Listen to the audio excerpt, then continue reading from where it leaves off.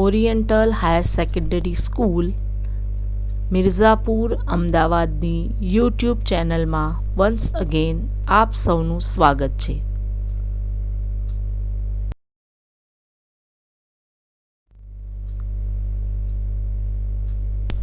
વિદ્યાર્થી મિત્રો, હું મોહસીના કુરેશી અને આજે આપણે ધોરણ 10ના ઇંગ્લિશ સબ્જેક્ટની વાત કરી રહ્યા છીએ. ઇંગ્લિશ આપણે સેકન્ડ લેંગ્વેજ છે ગુજરાતી મીડિયમને આધારે, અને આજનો આપણો ટોપિક છે ફંક્શન બેઝડ ટોપિક 9, જેનું નામ છે ઇન્ક્વાયરી એઝ નેચર. નેચર એટલે સ્વભાવ પ્રમાણે, સ્વભાવને આધારે.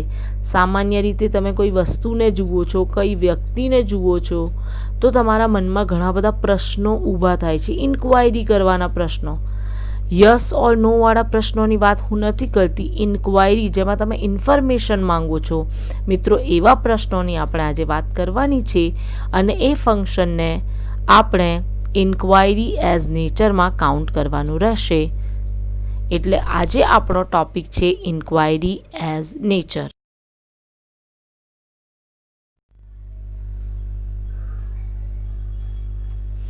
Function base.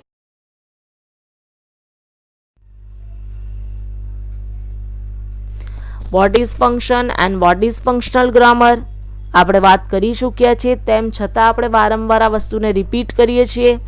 ફંક્શન એટલે કાર્ય અને ફંક્શનલ ગ્રામર એટલે કાર્યાત્મક વ્યાકરણ, જે ક્રિયાની સાથે જોડાણ થયેલું છે. એને સ્ટ્રક્ચર તો છે જ, પણ એ સ્ટ્રક્ચરલ કરતાં પણ ફંક્શનલ વધારે છે, જેના સામાજિક અને વાસ્તવિક કાર્યો સાથે નિસ્બત હોય. જો આ જે છે ને પ્રેક્ટિકલ ઇંગ્લિશ છે એમ સમજી લો, તો તમને એક વધારે ખ્યાલ આવશે. પ્રેક્ટિકલ ઇંગ્લિશ, તમે કોઈ જગ્યાએ ઊભા છો, કોઈની સાથે વાત કરવાની છે, તમને સિંગલ સેન્ટેન્સીસ આવશે, તમને ફંક્શન આવશે, યુ કેન ઇઝીલી યુઝ ધેમ. એક એવું વ્યાકરણ જે વાતચીતમાં, એટલે વાતચીતમાં જે ભાષાનો ઉપયોગ થાય છે અને એનો ઉપયોગ કેવી રીતે કરવો એનું વિશ્લેષણ કરી જાય છે, એ તમને દર્શાવે છે. એટલે ફંક્શનલ ગ્રામર તમારા એક્ઝામ ઓરિએન્ટેડ તો ઇમ્પોર્ટન્ટ છે જ. સ્ટુડન્ટ્સ 9 માર્ક્સનું વેટેજ ધરાવે છે, સૌથી વધારે મેક્સિમમ વેટેજ ધરાવતો ગ્રામરનો ટોપિક છે, અને પાછો 10થના લેવલે ખૂબ ઇઝી છે. હા, 11th-12thમાં એક સ્ટેજ અપ થશે, પણ 9th અને 10thના લેવલમાં એક કમ્પેરેટિવલી 11th-12th ખૂબ જ ઇઝી છે. એટલે જેટલી વધારે મહેનત કરશો, જેટલી વધારે પ્રેક્ટિસ કરશો, it max easy for you.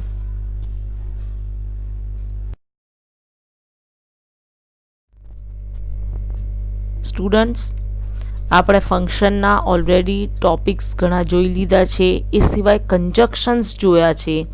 એ વખતે પણ આ ટોપિકની વાત કરી છે, અને ખાસ WH ક્વેશ્ચનનો આખો ટોપિક જોયો છે. તો બસ WH ક્વેશ્ચન છે એ જ તમારા બનશે ઇન્ક્વાયરી એઝ નેચર. જ્યારે તમે પ્રશ્નની વાત કરવાની હોય, એટલે કે કોઈ પ્રશ્ન વિશે, પ્રશ્નને ઓળખવાનો છે, તો એ પ્રશ્નનું જે નામ બનશે ફંક્શનના આધારે, એ બનશે ઇન્ક્વાયરી એઝ નેચર. અને આ જે ફંક્શન છે એ પ્રશ્ન વખતે ઉપયોગ થશે. દરેક પ્રકારના પ્રશ્નની વાત થતી હોય ત્યારે આ ફંક્શનનો ઉપયોગ થાય છે. પ્રશ્નના અર્થને આધારે પણ એને વિશેષ નામ આપી શકાય. આ ખાસ વસ્તુ સમજવાની છે. ઇન્ક્વાયરી એઝ નેચર તો કોમન નામ છે, પણ અમુક એવા શબ્દો છે જેને વિશેષ નામ આપી શકો. એ આપણા ટોપિકમાં, વિડીયોમાં આગળ આવશે. ટુ ઇન્ડિકેટિંગ ક્વેશ્ચન્સ, પ્રશ્નને ઇન્ડિકેટ કરે છે. ટુ શો ધ ક્વેશ્ચન, ક્વેશ્ચનને દર્શાવવા માટે જ તમારે ઇન્ક્વાયરી એઝ નેચર. હું એને સિમ્પલ લેંગ્વેજમાં કહું તો દરેક પ્રકારનો પ્રશ્ન, એટલે બધા જ પ્રશ્નો એમાં ઇન્ક્લુડ થઈ ગયા, એ બનશે ઇન્ક્વાયરી એઝ નેચર. હવે હું તમને ખાસ કીવર્ડ્સ બતાવું છું. કીવર્ડ્સને તમે બહુ સારી રીતે ઓળખો છો. ઓલ WH ક્વેશ્ચન એટલે કયા કયા WH question? What, where, who, how, when, where, which, whom, whose, how many, how much.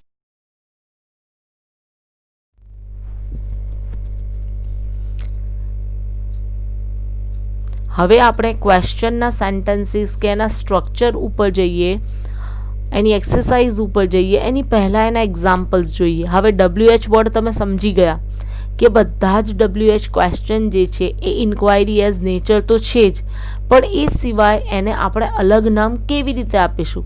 મેં પહેલાં જ કીધું, વિશેષ નામનું વિશેષ મહત્ત્વ છે. વિશેષ વર્ડ એનો વિશેષ કાર્ય છે, તો એનું નામ કદાચ બદલાઈ શકે છે. એની પહેલાં એક્ઝામ્પલ જોઈએ આપણે, તો તમારા એક્ઝામ્પલ કયા બનશે? વોટ એટલે વોટથી પ્રશ્ન હોય, વેર એટલે વેરથી પ્રશ્ન હોય, હાઉ મેની જે નંબર બતાવે છે, હાઉ મેની ખાસ યાદ રાખવાનું છે. હાઉ એકલું હાઉ છે જે મેનર બતાવે છે એટલે કે રીત બતાવે છે. વેન શું બતાવે છે? ટાઈમને ઇન્ડિકેટ કરે છે. હુ જે પર્સનને ઇન્ડિકેટ કરે છે. હાઉ મચ શું બતાવશે? તો ક્વોન્ટિટી બતાવે છે. અને વિચ ખ્યાલ આવે છે? What, where, when, why, which, whose, whom બધા જ શબ્દો એમાં આવી ગયા. એ બધા જ કોઈ પણ પ્રકારની ઇન્ક્વાયરી માંગે છે, તમારી પાસેથી કોઈક ઇન્ફોર્મેશન માંગે છે. એટલે આવા પ્રકારના જે સેન્ટેન્સ બનશે, એટલે આવા પ્રકારના જે પ્રશ્નો બનશે, એને આપણે નામ આપીશું ઇન્ક્વાયરી એઝ નેચર. હવે અહીંયા આપણે જોઈ લઈએ ઇન્ક્વાયરી એઝ નેચરમાં જે વિશેષ કાર્ય, મેં સ્ટાર્ટિંગમાં જ કીધું કે વિશેષ વર્ડ ને વિશેષ કાર્ય. હુ એકલો સમજો કે હુથી પ્રશ્ન છે, તો તમે એને ઇન્ક્વાયરી એઝ નેચર તો નામ આપી જ શકો, પણ કદાચ ઓપ્શનમાં ઇન્ક્વાયરી એઝ નેચર ન આપ્યું હોય તો પછી કયો ઓપ્શન આપ્યો હશે? તો આસ્ક અબાઉટ પર્સન, વ્યક્તિને રિલેટેડ છે. When ask about time. Where ask about place or location. Why? Ask about reason. What? Ask about for a specific એટલે કોઈ ચોક્કસ વસ્તુ, કર્મ હોય, ઓબ્જેક્ટ હોય, એવા પ્રકારના શબ્દો માટે આપણે what વાપરીશું. How? Ask about way or manner. કેવી રીતે તમે આ કામ કરશો? તો એ દર્શાવવા માટે howનો ઉપયોગ થાય છે.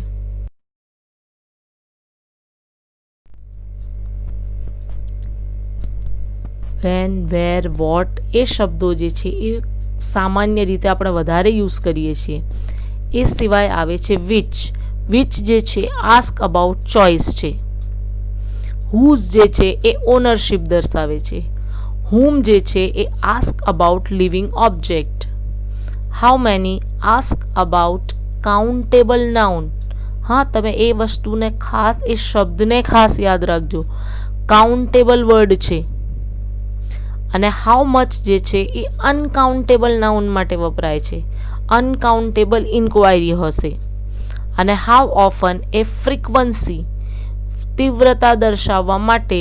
અને હાઉ ઓફન જે છે એ તમારે ફંક્શન વખતે ઇન્ક્વાયરી એઝ નેચર તો પોસિબલ છે, પણ સપોઝ આ બધા જે બીજા નામ છે એ ઇન્ક્વાયરી એઝ નેચર ન હોય અને બીજા વર્ડ હોય, તો આવા પ્રકારની ચોઇસ તમારી પાસે હોઈ શકે. હવે આપણે સીધી આપણી એક્સરસાઇઝ ઉપર જઈશું. Match the sentences which the correct function. Sentence પકડવાનું છે અને સાથે સાથે નેમ ઓફ ધ ફંક્શનને આઈડેન્ટિફાય કરતા જવાનું છે. How long have you been working in this place? Where do you live? તમે ક્યાં રહો છો? Our teacher often arrives early at the school. I live in Arihant society which is near Nehrunagar. Peena is either suffering from cholera or typhoid.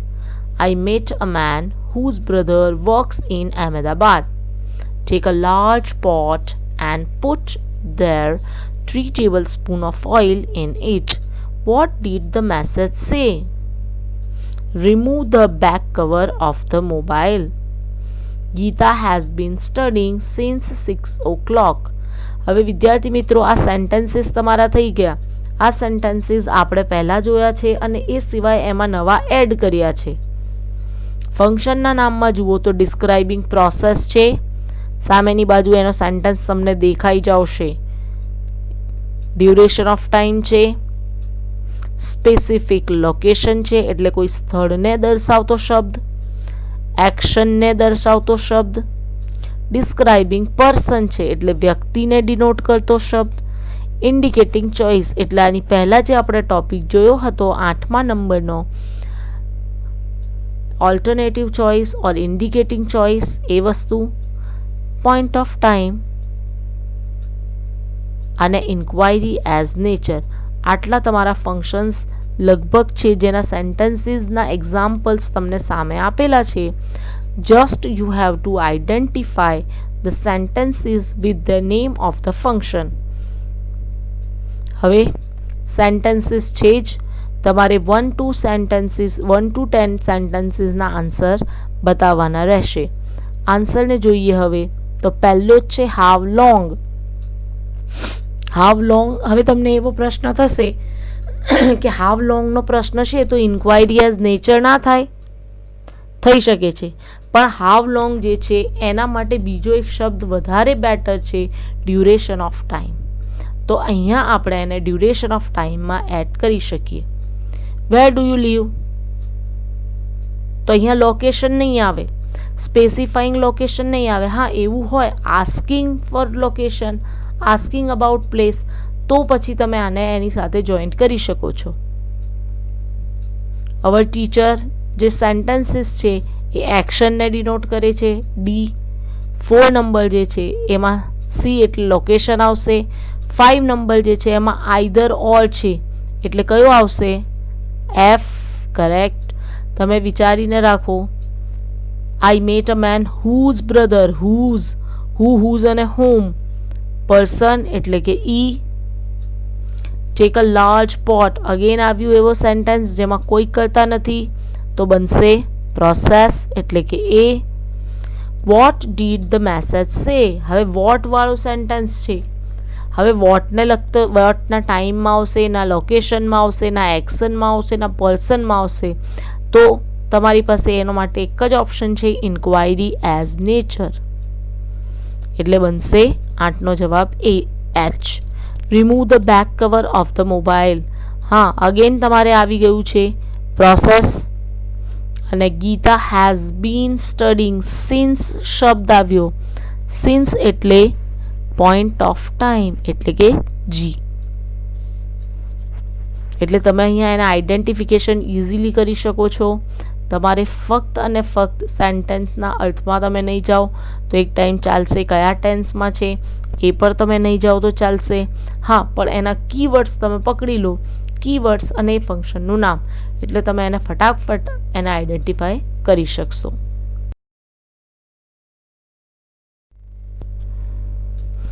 Next question છે આપણું, complete the dialogue selecting the correct function.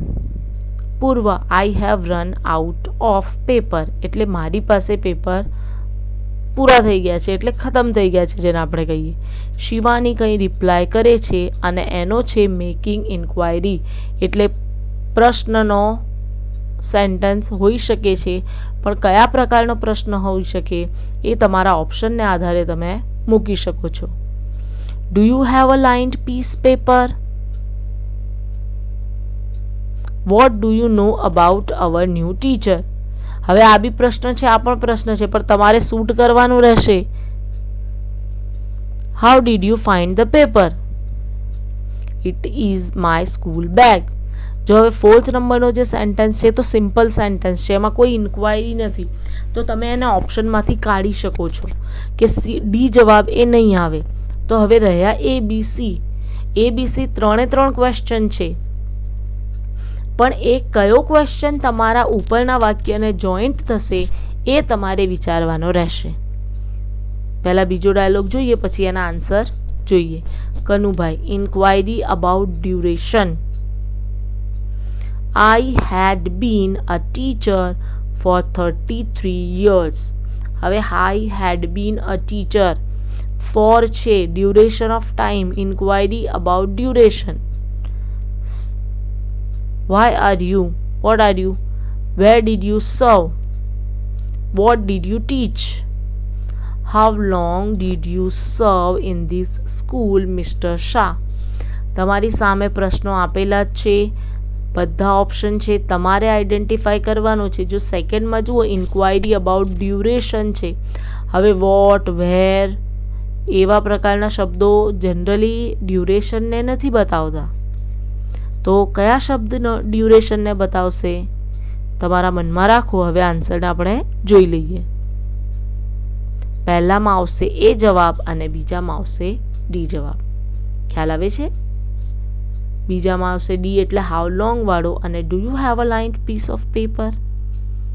એટલે અહીંયા તમારા complete the dialogues આવી રીતે તમારે identify કરવાના રહેશે.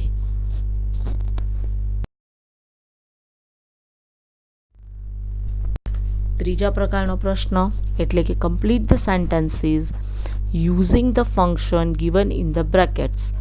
પહેલામાં આપણે આઈડેન્ટિફાઈ કર્યું, કમ્પ્લીટ ધ ડાયલોગ કર્યું અને હવે આપણે સેન્ટેન્સને કમ્પ્લીટ કરવાનું રહેશે. આમાં ફંક્શનનું નામ તમને એન્ડ ઓફ ધ સેન્ટેન્સ આપેલું હશે. નાઇધર નરેન્દ્ર ડિસ્ક્રાઇબિંગ ઓલ્ટરનેટિવ્સ એટલે તમારે આઈધર ઓર અથવા તો નાઇધર અહીંયા આપેલો જ છે એટલે નાઇધર નોરનો ઉપયોગ કરવાનો રહેશે. વિક્રમ પછી ડેશ છે અને ડિસ્ક્રાઇબિંગ એક્શન આપેલું છે. અહીંયા આગળનો સેન્ટેન્સ બાકી છે. Will you show me way to city hospital? નાઇસિટીઝ તમારે બતાવવાની રહેશે. ધ લેડી ડિસ્ક્રાઇબિંગ પ્લેસ એટલે કે સ્થળ દર્શાવતો શબ્દ મૂકી અને આખું વાક્ય તમારે કમ્પ્લીટ કરવાનું રહેશે. ધ મ્યુઝિક ક્લાસ વિલ અને ટાઈમ સ્પેસિફાઈંગ ટાઈમ. અહીંયા ડ્યુરેશન નથી, અહીંયા પોઈન્ટ એટલે સિન્સ, ફોર તમારે શબ્દો વાપરવાની જરૂર નથી. એટ ધ પુહા એન્ડ જેન્ટલી ડેશ છે, વચ્ચે સ્પેસ છે, પણ એવો સેન્ટેન્સ તમારે મૂકવાનો છે જે પ્રોસેસ જ બતાવતો હોય, એની શરૂઆત ક્રિયાપદથી થતી હોય. The girl who is riding a car એટલે તમારે એને આધારે આગળનો સેન્ટેન્સ કમ્પ્લીટ કરવાનો રહેશે. Why were you late, why were you early, ગમે તેવો પ્રશ્ન, કોઈની વસ્તુનો રીઝન પૂછતો પ્રશ્ન છે તો આપણે એને ઇન્ક્વાયરી એઝ નેચરમાં મૂકી શકીએ. The man whose, again whose આવ્યું છે. હુઝની તરત પછી તમારે એની માલિકી દર્શક શબ્દ બતાવવાનો છે. કોઈ વ્યક્તિનું નામ અહીંયા નહીં આવે પણ એને માલિકી દર્શક કોઈ એવું છે જેને આપણે નાઉનની કેટેગરીમાં લઈએ એ વર્ડ તમે અહીંયા મૂકી શકો છો. Jaya has been watching TV dash point of time છે તો સિન્સ તમારે વાપરવાનું રહેશે જ. સિન્સ એની હાવ યુઝ કરીને તમે એની પાછળ ટાઈમ દર્શાવી શકો છો. અહીંયા તમારા સેન્ટેન્સીસ કમ્પ્લીટ છે અને આના જવાબો એ તમારે પોતે તમારી રીતે કમ્પ્લીટ કરવાના રહેશે.